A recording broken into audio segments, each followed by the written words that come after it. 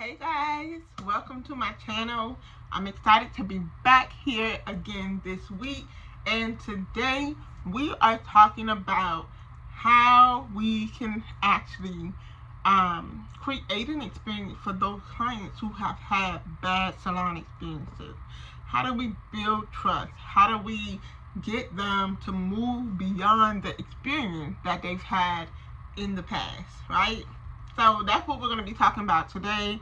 I know that one thing for sure, a client always has a story to tell the moment they sit in the chair. And today we want to talk about what do we do when they share those bad experiences that they've heard, that they've had, and they've had some trust issues, but they decided to give it another shot, but somehow they may feel nervous, they may feel scared, maybe they still have some thought about how things have happened and dealing with some insecurities.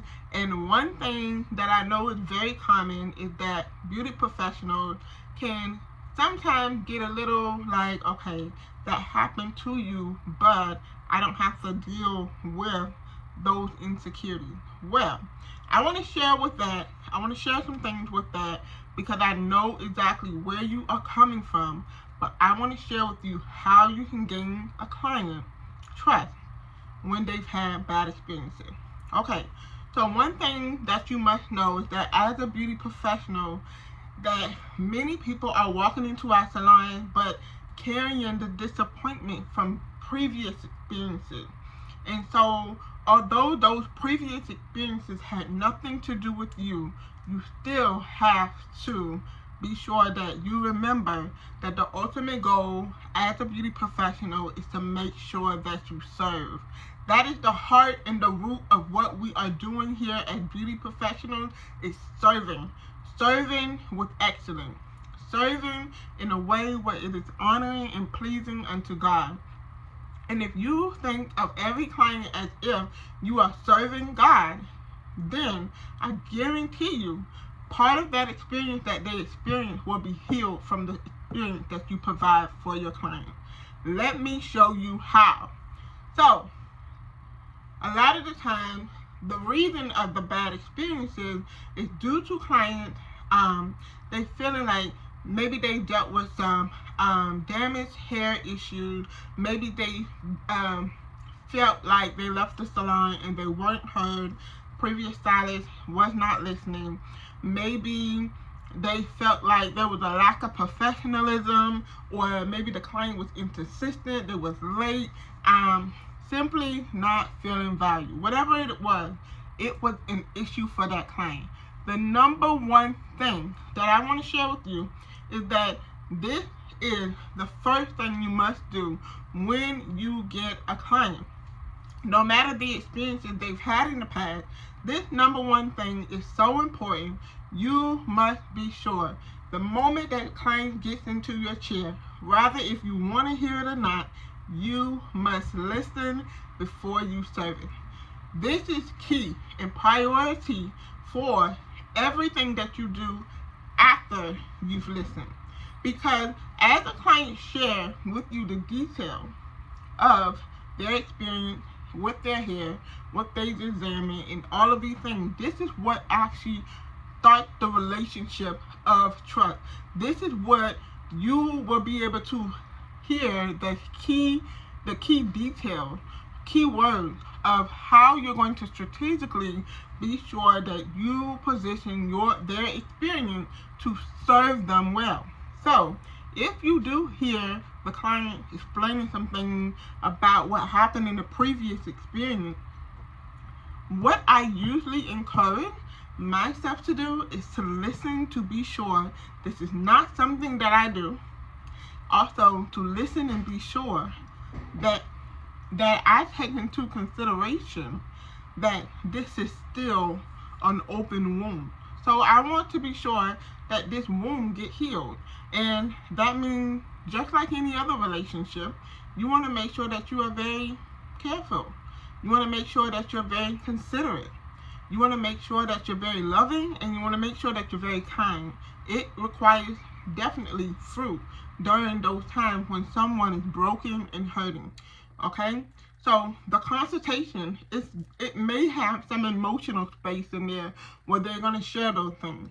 Now, what you can do in that space as you are actually consulting them, you are creating the opportunity so that they can feel safe. You want to be intentional about that. You want to listen to understand. You want to educate them. You want to show them. You want to demonstrate them. I remember one time a young lady was like, the lady, she cut my hair without asking me, did I want to get a haircut? That showed me priority for her was to make sure that she's aware of what needs to be trimmed, what needs to be cut. And you have to look at it from a client perspective. The client did not disagree with getting a haircut, but this client may not have the budget to make sure that she was able to get her hair trimmed and cut in that service. Maybe that was something that could have been booked in the next service or the next time she come back. So that's why it's important that you listen to understand and not assume as a beauty professional, right? So that is number one. Listen to understand before you service. Then you want to provide a safe consultation so that that client can actually gain understanding of what's getting ready to happen. The next thing, this is key to building trust with your client. You want to educate your client. Now, you want to make sure that you are educating them and explaining the process so that they know exactly what you are doing, why you are doing what you are doing. And as you are observing and seeing different things happen, I want you to be sure that you are explaining to them what that looks like. That helps them understand what's happening behind the chair, what's happening as you are actually seeing your what you're seeing, they're understanding. And then explain pricing. Let them know this is how much this is going to cost so that you can be sure that they are aware and that they are prepared. Maintenance. What does it take to maintenance this service that they're now getting? And also too, they're coming in with a picture and their hair looks something different. Give them a realistic expectation of what that transformation would look like. That is going to definitely help them to be sure that they can understand what they're getting into. Okay? So, it's all about building trust when someone had a bad experience. Okay? The next thing is create a professional experience. That means you want to remain professional, be on time, communicate effectively, making sure that you have a clean environment before starting each client, and honoring your client's time, making sure that you aren't taking all day for their services. This helps so that if they had other engagements or other things to do after the service, they are actually able to do that. Okay? Next, focus on healthy hair over quick results.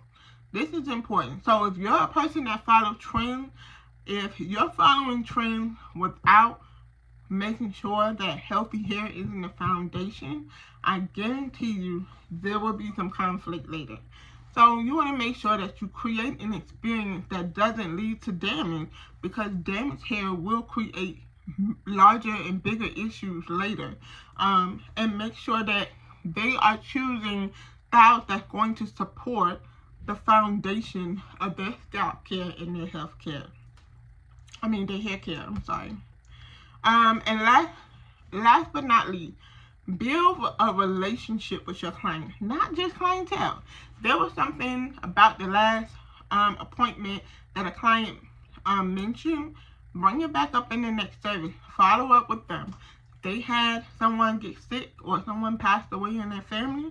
Like, actually, literally show your concern. They are not just They're not just a number. They are people. They are your client. Learn them, celebrate them, create a space where they feel seen during their appointment.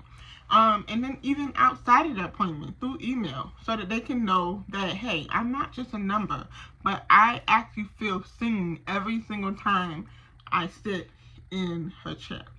Okay? So build from a place of consistency. Make sure every experience is the experience. Don't just focus on the first experience, but make sure that nothing becomes familiar, but clients can actually see and feel the intentionality behind each service. This is how you keep and build a clientele so that it's effective, and this is how you'll be able to see this is how you'll be able to gain more clients, especially when clients have bad experiences. Okay? Alright, so I hope that this helped. One thing that we want to be sure is that, remember, we have the power to be a great influence to our clients. And so that may come through healing, that may come through empowerment, that may come through confidence building.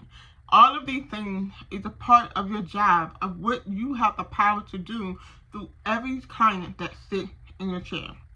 So, I hope that this was helpful.